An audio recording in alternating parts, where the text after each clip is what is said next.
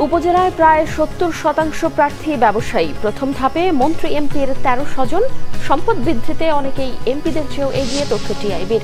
খেলাপি ঋণের বোঝা ও সুশাসনের অভাবে ডুবতে বসলেও ন্যাশনাল ব্যাংক মার্চ করছে না ইউসিবির সাথে। ১ বছরে আর্থিক ভিত্তি শক্তিশালী করার শর্ত।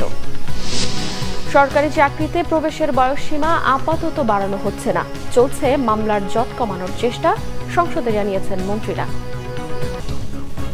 দেখছিলেন বিআরবি কেবল সংবাদ শিরোনাম, এবারে বিস্তারিত। সুন্দরবনে আগুন নিয়ন্ত্রণে আনায় স্বরাষ্ট্র মন্ত্রণালয় ও ফায়ার সার্ভিসের ভূমিকায় সন্তোষ জানিয়েছেন প্রধানমন্ত্রী শেখ হাসিনা। সোমবার সকালে মন্ত্রিসভা বৈঠকে অনির্ধারিত আলোচনায় স্বরাষ্ট্রমন্ত্রী জানান, সুন্দরবনের আগুন নিয়ন্ত্রণে এসেছে, তবে এখনো পুরোপুরি নিভে যায়নি। আরও কয়েকদিন পর্যবেক্ষণের কথা প্রধানমন্ত্রীকে অবহিত করেছেন। সচিবালয়ে মন্ত্রিসভার পরবর্তী বৈঠকে মন্ত্রিপরিষদ সচিব মোহাম্মদ মাহবুব হোসেন জানান, বৈঠকে প্রধানমন্ত্রী শেখ হাসিনার কাছে সুন্দরবনের আগুনের সর্বশেষ পরিস্থিতি জানিয়েছেন স্বরাষ্ট্রমন্ত্রী। এতে প্রধানমন্ত্রী সন্তোষ প্রকাশ করেন বলেও জানান মন্ত্রিপরিষদ সচিব। তিনি আরো বলেন, শীঘ্রই বাংলাদেশ ও উজবেকিস্তানের সঙ্গে সরাসরি বিমান চলাচল শুরু হবে। মন্ত্রিসভার বৈঠকে এ ধরনের একটি খসড়াও অনুমোদন দেওয়া হয়েছে। ট্রান্সপারেন্সি ইন্টারন্যাশনাল বাংলাদেশ টিআইবি জানিয়েছে, জাতীয় নির্বাচনের মতো স্থানীয় সরকার নির্বাচনেও ব্যবসায়ীদের দাপট বেড়েছে। চেয়ারম্যান প্রার্থীদের ৬৯.৮৬% ব্যবসায়ী। ৫ বছরে অস্থাবর সম্পত্তি বৃদ্ধিতে উপজেলা পরিষদের জনপ্রতিনিধিরা পেছনে ফেলেছেন সংসদ সদস্যদেরও। নির্বাচনে অংশগ্রহণকারীদের অধিকাংশই আওয়ামী লীগ দলীয় স্বতন্ত্র প্রার্থী। প্রথম ধাপে নির্বাচনে চেয়ারম্যান পদে লড়ছেন এমন ১৩ জন মন্ত্রী এমপির স্বজন। আরো জানাচ্ছেন জাহাঙ্গীর আকন্দ। প্রথম ধাপের উপজেলা নির্বাচনের ১৪৪টি উপজেলার প্রার্থীদের হলফনামায় দেয়া তথ্য উপাত্ত বিশ্লেষণ করে এর প্রতিবেদন তুলে ধরে ট্রান্সপারেন্সি ইন্টারন্যাশনাল বাংলাদেশ টিআইবি জানায়, উপজেলা নির্বাচনে চেয়ারম্যান প্রার্থীদের ৬৯.৮৬%ই নিজেদের ব্যবসায়ী হিসেবে হলফনামায় পরিচয় দিয়েছেন। ১১.১৯% পেশা হিসেবে দেখিয়েছেন কৃষিকাজকে। তৃতীয় ও চতুর্থ অবস্থানে আছে আইনজীবী ও শিক্ষক। ব্যবসায়ীদের নির্বাচনে বা রাজনীতির সাথে ব্যবসায় যে একাকার হয়ে যাওয়ার চিত্রটা, সেটা কিন্তু স্বাভাবিকতার পরিচায়ক না। এটা কিন্তু একটা অস্বাভাবিক একটা বলে যে বিকাশ ঘটেছে, এবং জনপ্রতিনিধিত্বের অবস্থানটাকে কিন্তু ক্ষমতায় থাকা এবং ক্ষমতা কর্তৃত্ব পাওয়ার যে চাহিদা, সেটা এত প্রবল যে এর সুযোগ থেকে কেউ বঞ্চিত হতে চান না, বা কাকে বঞ্চিত করব না, সেই সিদ্ধান্ত কিন্তু আসলে দলীয় কর্তৃপক্ষ নেওয়ার মতো সক্ষমতা এখন হারিয়েছে বলে মনে হচ্ছে। ১ দশকে আয় বৃদ্ধিতে উপজেলা পরিষদের জনপ্রতিনিধিরা প্রায় সমানে সমানে পাল্লা দিয়েছেন সংসদ সদস্যদের সাথে। ১৫ বছরে সংসদ সদস্যদের ক্ষেত্রে আয় বৃদ্ধির হার যেখানে সর্বোচ্চ ২০,১৯২%, সেখানে একজন নারী ভাইস চেয়ারম্যানের সম্পদ বেড়েছে সর্বোচ্চ ১৮,২৩৩%।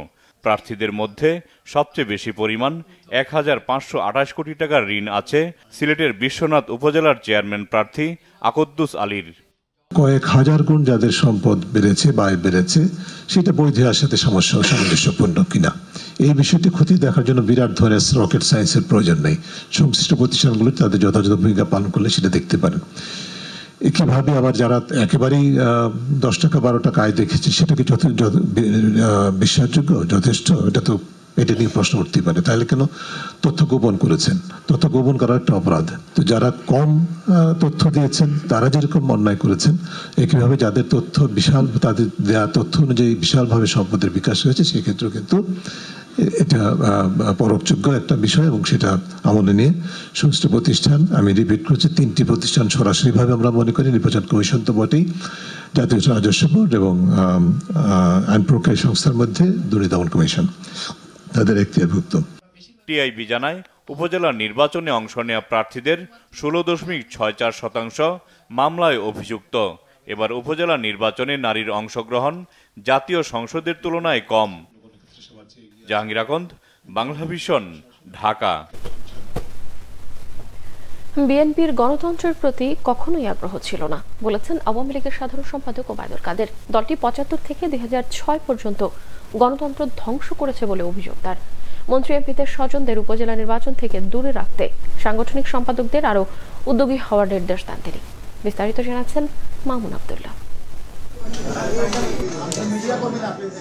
আওয়ামী লীগ সভাপতির ধানমন্ডি রাজনৈতিক কার্যালয়ে দলের সম্পাদক মণ্ডলীর সভা হয়েছে। 23 জুন দলের প্রতিষ্ঠাবার্ষিকী এবং 17 মে প্রধানমন্ত্রী শেখ হাসিনার স্বদেশ প্রত্যাবর্তন দিবসের নানা কর্মসূচি চূড়ান্ত হয় সভায়। পরে সংবাদ সম্মেলনে দলের সাধারণ সম্পাদক ওবায়দুল কাদের জানান, প্রতিষ্ঠাবার্ষিকীর কর্মসূচি হবে 3 দিনের। সংকটকালীন সময় বিবেচনায় বাতিল করা হয়েছে আলোকসজ্জা। প্রতিষ্ঠাবার্ষিকীর আমন্ত্রণ পাবে বিএনপি। দলীয় শৃঙ্খলা ভেঙে উপজেলা নির্বাচন করলে সময়মতো শাস্তি পেতে হবে বলেও আবারও হুঁশিয়ারি তার। আওয়ামী লীগের গত জাতীয় সংসদ নির্বাচন, এই নির্বাচনে আমরা কতজন এমপিকে বাদ দিয়েছি, যেটা এক রকমের শাস্তি না। আমাদের যারাই পার্টির ডিসিপ্লিন ভঙ্গ করবে, সময় মতো কোনো না কোনোভাবে শাস্তি তাদের পেতে হবে। বিএনপি নেতাদের মুখে গণতন্ত্রের কথা শোভা পায় না বলেও এ সময় মন্তব্য করেন আওয়ামী লীগ সাধারণ সম্পাদক। বিএনপি গণতন্ত্রের প্রতি তাদের আগ্রহ কোনোদিনও ছিল। গণতন্ত্র, স্বাধীন নির্বাচন ব্যবস্থা, এটা এবং গণতন্ত্রকে শৃঙ্খলমুক্ত করার কাজটি বঙ্গবন্ধু কন্যা শেখ হাসিনাই এদেশে করেছে। পৃথিবীর কোনো দেশই পারফেক্ট নির্বাচন উপহার দিতে পারে না বলেও মন্তব্য করেন ওবায়দুল কাদের। পৃথিবীতে আপনি একটা দেশ দেখান যে দেশে গণতন্ত্র পারফেক্ট, নির্বাচন পুরোপুরি পারফেক্ট, এটা কেউ দাবি করতে পারবে। মামুন আব্দুল্লাহ, বাংলা ভিশন, ঢাকা। বিএনপির সিনিয়র যুগ্ম মহাসচিব রুহুল কবির রিজভীর অভিযোগ, উপজেলায় নিজেদের আত্মীয় স্বজনদের নিয়ে নির্বাচন করছে ক্ষমতাসীনরা।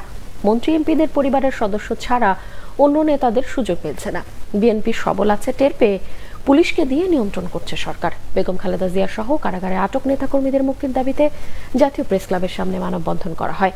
রুহুল কবির রিজভী বলেন, নিজেদের দুর্বলতা ঢাকতে বিএনপিকে নিয়ে সবসময় মিথ্যাচার করছে আওয়ামী লীগ। জনসমর্থনহীন হয়ে পড়েছে তারা। চারপাশের দুর্নীতি ও লুটপাটকারীরা ঘিরে রেখেছে ক্ষমতাসীনদের। তিনি অভিযোগ করেন, গণতান্ত্রিক শাসন নেই বলেই বিদ্যুৎ ও গ্যাসের দাম বাড়িয়ে বাজার নিয়ন্ত্রণহীন করে মানুষের গলা চেপে ধরছে সরকার।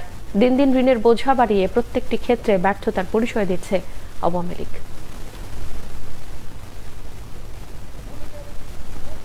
এই সরকার প্রকৃতপক্ষেই একটা ব্যর্থ সরকার, একটা ষড়যন্ত্রকারী দুর্বিসন্ধমূলক কাজ করার সরকার। এই সরকার এই দেশের মানুষকে স্বস্তি দিতে আসে।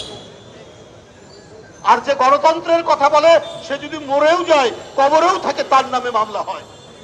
সে যদি হজ করতে যায়, তার নামে মামলা হয়। সে যদি প্যারালাইসিসের রোগী হয়ে হাসপাতালে থাকে, তার নামে মামলা দেয় এই সরকারের বাহাদুর পুলিশ কর্মকর্তারা। সরকারি চাকরিতে প্রবেশের বয়সসীমা বাড়ানোর সিদ্ধান্ত আপাতত নেই, জানিয়েছেন জনপ্রশাসন মন্ত্রী ফরহাদ হোসেন। সংসদে সম্পূরক প্রশ্নের জবাবে তিনি এই কথা জানান। জনপ্রশাসন মন্ত্রী বলেন, সরকারি চাকরিতে প্রবেশের বয়সসীমা বাড়ানোর বিষয়টি সরকারের নীতিগত সিদ্ধান্তের বিষয়। প্রধানমন্ত্রীর সঙ্গে আলাপ আলোচনা করে ভবিষ্যতে বিষয়টি দেখা হবে। তিনি আর বলেন, গত 15 বছরে সরকার অনেক যুগান্তকারী পদক্ষেপ নিয়েছে। চাকরিতে প্রবেশের বয়সসীমা 27 বছর থেকে বাড়িয়ে 30 করা হয়েছে। চাকরি থেকে অবসরের বয়স 57 থেকে বাড়িয়ে 59 করা হয়েছে। তাই সরকারি চাকরিতে এখন বেশ আগ্রহ তৈরি হয়েছে। আইনমন্ত্রী আনিসুল হক জানান, মামলার জট কমাতে উচ্চ আদালতে বিচারপতি নিয়োগ সহ বিভিন্ন পদক্ষেপ নেওয়া হয়েছে। এদিকে অর্থ লেনদেনের ঝুঁকি কমাতে ও গ্রাহক স্বার্থ সংরক্ষণে পরিশোধ ও নিষ্পত্তি ব্যবস্থা বিল 2024 সংসদে উত্থাপন করা হয়েছে। অর্থমন্ত্রী আবুল হাসান মাহমুদ আলীর পক্ষে অর্থ প্রতিমন্ত্রী ওয়াসিকা আয়েশা খান বিলটি সংসদে তোলেন। পরে বিলটি পরীক্ষা করে 15 দিনের মধ্যে প্রতিবেদন দিতে অর্থ মন্ত্রণালয় সম্পর্কিত সংসদীয় স্থায়ী কমিটিতে পাঠানো হয়। খেলাপি ঋণের বোঝা ও সুশাসনের অভাবে ডুবতে বসা ন্যাশনাল ব্যাংক ইউসিবি ব্যাংকের সঙ্গে একীভূত হচ্ছে না। ব্যাংকটির নবনিযুক্ত পর্ষদের চেয়ারম্যান খলিলুর রহমান জানিয়েছেন, আগামী 1 বছরের মধ্যে ব্যাংকের আর্থিক ভিত্তি শক্তিশালী করার শর্তে আপাতত একীভূত না হওয়ার বিষয়ে সম্মতি দিয়েছে কেন্দ্রীয় ব্যাংক। বিকেলে রাজধানীতে ন্যাশনাল ব্যাংকের প্রধান কার্যালয়ে আয়োজিত এক সংবাদ সম্মেলনে এসব কথা জানানো হয়। খলিলুর রহমান আরও জানান, ন্যাশনাল ব্যাংকে টেনে তুলতে উদ্যোক্তারা 1000 কোটি টাকার মূলধন বিনিয়োগ করবেন। পাশাপাশি নতুন করে 3000 কোটি টাকা আমানত সংগ্রহের পরিকল্পনাও নিয়েছে ব্যাংক। চেয়ারম্যান প্রতিশ্রুতি দেন, ন্যাশনাল ব্যাংক আর লুটপাট হবে না, উদ্ধার করা হবে খেলাপি ঋণ। তবে নতুন বোর্ড সদস্যদের সঙ্গে দীর্ঘ বৈঠক করলেও পর্ষদ সদস্যরা কে কোন প্রতিষ্ঠানের প্রতিনিধিত্ব করছেন সাংবাদিকদের এমন প্রশ্নের জবাব দেননি খলিলুর রহমান। এক পর্যায়ে বাংলাদেশ ব্যাংকে মিটিংয়ের কথা বলে সংবাদ সম্মেলনের স্থান ত্যাগ করেন ন্যাশনাল ব্যাংকের নবনিযুক্ত পর্ষদের চেয়ারম্যান।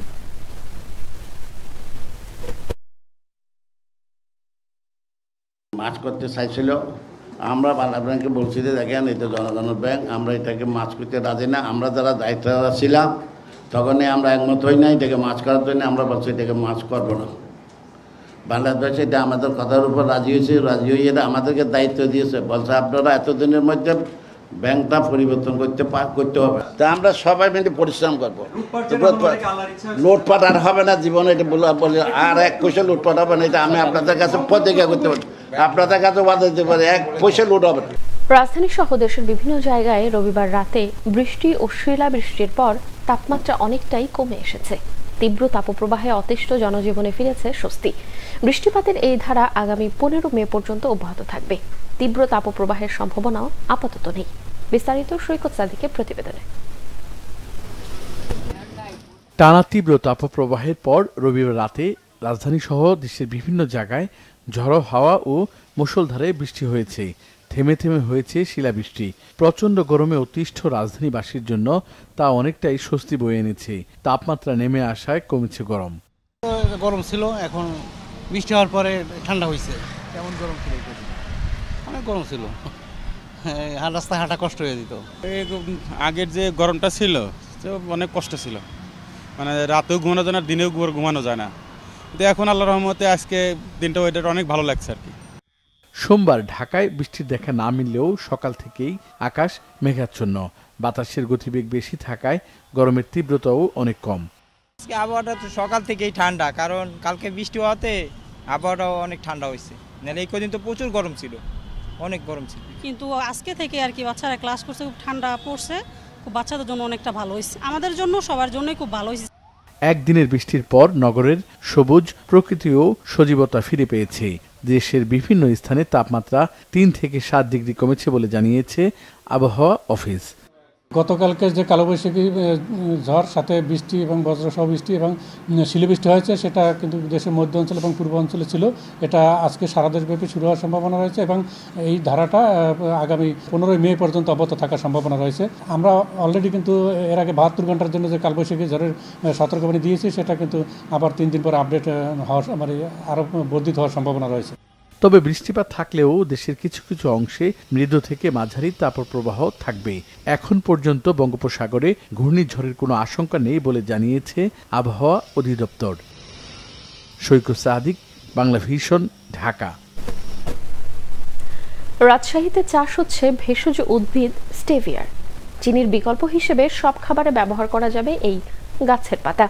1 কেজির সমপরিমাণ স্টেভিয়ারের পাতা 1 মণ চিনির প্রয়োজন মেটাতে সক্ষম। চাষ পদ্ধতি সহজ এবং উৎপাদন খরচ কম হওয়ায় আগ্রহ বাড়ছে কৃষকদের।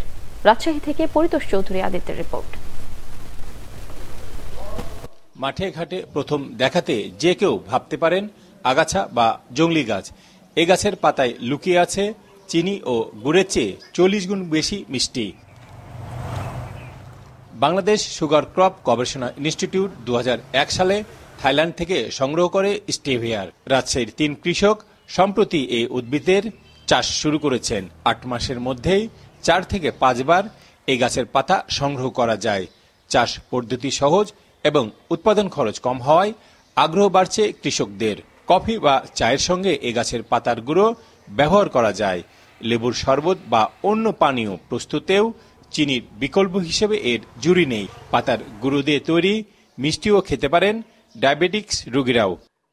সচরাচর আমাদের তুলসী গাছ যেমন থাকে বাড়ির আশেপাশে, যদি ঘরোয়াভাবে প্রতিটা বাড়িতে ছাদে টবেও করা যায় এবং জাস্ট একটা নর্মাল গাছ যেভাবে আমরা মানুষ করি সেভাবেই করা যায়। স্টেভিয়া নাকি অনেক উপকারী, চিনির বিকল্প হিসেবে কাজ করে, এটা ডায়াবেটিসের জন্য অনেক উপকারী। তো আমি এটা পরিবেশন করতে এসেছি যে ভবিষ্যতে আমি যেন এটা চাষাবাদ করতে পারি, মানুষ উপকার করতে পারি, তার জন্যই পরিদর্শন করতে এসেছি।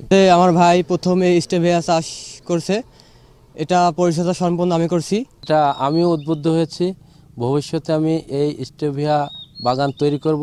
এটা খেলে নাকি ডায়াবেটিক নিয়ন্ত্রণে থাকে, এই নিয়ে আমার চিন্তাভাবনা বাণিজ্যিকভাবে চাষবাস করব এবং সবাইকে একটা অনুরোধ করব, এইটা টপেও এই গাছটা হয়ে থাকে, সবাই যেন বাড়ির ছাদে বাড়ির আঙিনায় একটি করে হলেও এই গাছ রোপণ করে সবাই। স্টেভিয়া চাষে কৃষকদের সব ধরনের সহযোগিতা দিচ্ছে বাংলাদেশ সুগার ক্রপ গবেষণা ইনস্টিটিউট। প্রায় 6 শতক জায়গায় 600 চারা লাগিয়ে এই ফসলটার আবাদ করছে এবং বাংলাদেশ সুগার ক্রপ রিসার্চ ইনস্টিটিউটের একটি প্রকল্প থেকে এই প্লটগুলোতে সব রকম ইনপুট দিয়ে সহযোগিতা করা হচ্ছে এবং মাঠ দিবস ও ট্রেনিংয়ের মাধ্যমে এই ফসলটা সকল চাষিদের কাছে পরিচিত করে দেওয়া। রাজশাহী অঞ্চলে জলবায়ু ও মাটি স্টেভিয়া চাষের উপযোগী। এই ঔষধি পাতায় নেই কোনো পার্শ্ব প্রতিক্রিয়া, ফলে বাণিজ্যিকভাবে স্টেভিয়া চাষে অনেক সম্ভাবনা দেখছেন স্থানীয় কৃষকরা। পাশাপাশি এই পাতা রপ্তানি করে বৈদেশিক মুদ্রা আয় করারও স্বপ্ন তাদের। Paritosh Chowdhury Aditya, Bangla vision, Rajshahi. Dhaka premier league cricket list A স্বীকৃতি পাওয়ার পর ঢাকা প্রিমিয়ার লিগে প্রথম দল হিসেবে অপরাজিত চ্যাম্পিয়ন হলো আবাহনী লিমিটেড। মিরপুর লিগের শেষ ম্যাচে তারা 4 উইকেটে হারিয়েছে শাইনপুকুর ক্রিকেট ক্লাবকে। টানা দ্বিতীয়বার সহ এই নিয়ে লিস্ট এর 6ষ্ঠ শিরোপা জিতল আকাশী নীলরা। মনির হোসেন খানের রিপোর্ট। শেষ 3টা ম্যাচ খেলতে হয়েছে জাতীয় দলে ডাক পাওয়া 10 ক্রিকেটারকে ছাড়াই। তারপরও 3 ম্যাচ আগেই শিরোপা নিশ্চিত করেছে আবাহনী। শেষ ম্যাচটা ছিল আনুষ্ঠানিকতার, তবে এই ম্যাচেও প্রাপ্তির ছিল অনেক কিছু। ঢাকা প্রিমিয়ার লিগ লিস্টে স্বীকৃতি পাওয়ার পর আর কোনো দল সবগুলো ম্যাচ জিতে চ্যাম্পিয়ন হয়নি। আবাহনী সেই ইতিহাসটাই গড়ল। এই ম্যাচেও মোসাদ্দেক, বিজয়, নাইম শেখ ছাড়া অভিজ্ঞ কেউ নেই দলে। আনকোরা অনভিজ্ঞ ক্রিকেটারদের নিয়ে গড়া আবাহনী হেসে খেলে হারিয়েছে শাইনপুকুর ক্রিকেট ক্লাবকে। টস জিতে ব্যাটিংয়ে শাইনপুকুর, দ্বিতীয় উইকেটে খালিদ ও অমিতের 84 রানের জুটি।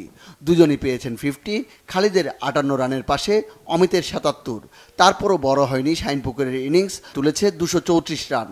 আবাহনী অধিনায়ক সৈকতের পকেটে গেছে 2টি উইকেট। 235 রানের টার্গেটে অনেকটা একাই আবাহনীকে টেনে নিয়ে গেছেন এনামুল হক বিজয়। পেয়েছেন এবারের আসরের 2য় সেঞ্চুরি। মাঝহার, মোসাদ্দেক, নাহিদা দিয়ে গেছেন সঙ্গ। বিজয় অপরাজিত থেকে গেছেন 110 রানে। আবাহনী 22 বল আর 4 উইকেট হাতে রেখে তুলে নেয় জয়। শিরোপা জয়ের পেছনে টিম ম্যানেজমেন্টের ভূমিকাকেই বড় করে দেখছেন আবাহনী কোচ খালেদ মাহমুদ সুজন। আমাদের ড্রেসিং রুমটা ইজ ফ্যান্টাস্টিক। ফাইন্যান্সিয়াল ইস্যু একটা বড় ইস্যু থাকে প্লেয়ারদের জন্য। যখন আমরা খেলেছি তখন একটা টেনশন থাকতো যে কন্ট্রাক্টটা আমরা ফুল মানি পাবো কিনা। বাট আমি মনে করি আপনি আবুনি যে কোনো প্লেয়ারকে জিজ্ঞেস করেন, তারা মনে এক বাক্যে বলে দিবে যে তাদের ফাইন্যান্সিয়াল নিয়ে আবুনিতে কোনো প্রবলেম নেই। গত 5-7 বছর বা আমি এর থেকেও বেশি বলবো যে তারা, এবং এমনও হয় যে আমরা যখন দল বদল হয় তখন আবুনি কোনো প্লেয়ার কিন্তু মানে কোনো টাকা নিয়ে সাইন করে না। তারা কিন্তু উইদাউট এনি হেজিটেট তারা কিন্তু মানে আবুনিতে খেলতে ইচ্ছা প্রকাশ করে খেলে। ক্রিকেটাররা যদিও ম্যানেজমেন্টের পাশাপাশি কোচের গেম প্ল্যানিংয়েও আস্থা রেখেছেন। আমাদের দিক থেকে তো এরকম মানে হিস্ট্রিতে আমার যখন থেকে ক্যারিয়ার শুরু আবান তখন থেকে এরকম আমি কখনোই পাই নাই। তো সবসময় সেটা সবসময় ঠিকঠাক থাকে। বাট বাকি টিমগুলো কি করে সেটা আসলে আমরা তো জানি না। আসলে আমি অন্য টিমে খেলিও নাই, বাট আমার সেই ধারণা নাই যে বাকি টিমগুলোর ব্যাপারে। আসলে সবাই তো ন্যাশনাল টিমে খেলে না, যারা ন্যাশনাল টিমের বাইরে যারা থাকে এদের জন্য রুজির জায়গায় কিন্তু এটা। সো এই জায়গাতে তারা যদি আসলে বেনিফিটেড না হইতে পারে তাহলে তাদের জন্য অবশ্যই খুব কঠিন। যখন দেখবেন আপনি একটা আনবিটেন টিমে চ্যাম্পিয়ন হয়েছেন তখন আপনার আসলে ওই আমি যে খেলতে পারছি কিনা ওইটার কষ্টটা তেমন আমি ফিল করি না, কারণ আমরা চ্যাম্পিয়ন হয়ে গেছি অলরেডি। সো এখন আর আমাদের লক্ষ্য আছে সামনে ভালো করার, আরও ভালো টিম করার। আবাহনী চাইবে যে সেম টিম রাখার। সো এখন দেখা যাক, ম্যানেজমেন্টের উপর ডিপেন্ড করে। অনেকদিন পর শিরোপার রেসে আবাহনীর সঙ্গে প্রতিদ্বন্দ্বিতা করেছে মোহামেডান। শেষ পর্যন্ত তাদের রানার্স আপ হয়েই সন্তুষ্ট থাকতে হয়েছে আবাহনীর সাথে, যদিও পয়েন্টের ব্যবধানটাও অনেক বড়ই ছিল তাদের। মনির হোসেন খান, বাংলা ভিশন, ঢাকা। সংবাদ শেষ করব বিআরবি কেবল শিরোনামগুলো আরও একবার জানিয়ে। উপজেলায় প্রায় 70% প্রার্থী ব্যবসায়ী। প্রথম ধাপে মন্ত্রী এমপির 13 স্বজন।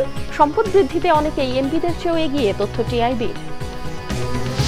খেলাপি ঋণের বোঝা ও সুশাসনের অভাবে ডুবতে বসলেও ন্যাশনাল ব্যাংক মার্চ করছে না ইউসিবির সাথে। 1 বছরে আর্থিক ভিত্তি শক্তিশালী করার শর্ত।